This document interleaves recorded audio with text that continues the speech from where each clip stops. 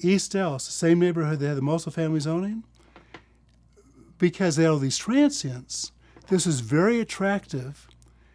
This is a very attractive clientele for beer bars. Some called them at the time honky-tonks, dives, whatever. The area had 5% of the population and 25% of the beer bars. Now, these were just city-issued licenses.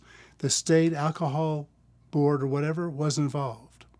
So somebody could get a $50 license at the time, open up a beer bar. They weren't making money selling the beer. That's actually beer and wine, but they were making the money selling the beer. It was the prostitution, the slot machines, the gambling, the other nefarious activities. And they were just lining the streets.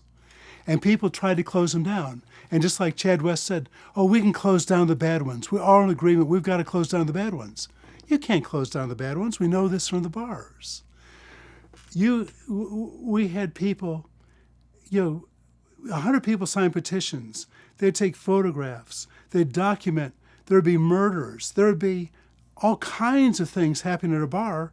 And after 3 or 4 months, if it ever got to even a municipal court, and they by chance took away the $50 license, what do you think the owner of the building did? Probably just kept doing it. No, they took the license. Was Joe, who sat on stool 3, had the license in his name drinking beer. They gave it to Jill right next to him. And now the bar was in Jill's name. The owner of the building didn't have the license in their name. They just changed the names. So you say, this is a bad STR. We'll get rid of them. Well, they just give it from Joe to Jill. And it was Bob Logan, and he figured out that these bar licenses were changing hands every 30 or 60 or 90 days. So he was able to get the city council to pass a bar ordinance, East Dallas bar ordinance, that said no new beer licenses will be permitted. Everybody can stay in business. We're not shutting anybody down, but no more can be issued. You can go to the state and get a liquor license, but that means you're bonded, you have to pay real money for a liquor license, and you're inspected.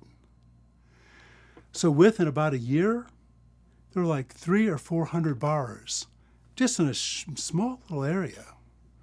By where I live, there were probably 50 bars within 4 blocks.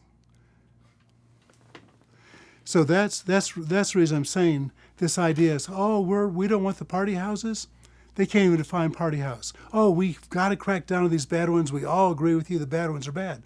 You can't legislate the bad ones out. You can only legislate the neighborhood can be safe and sound and stable. And that's what single-family zoning is.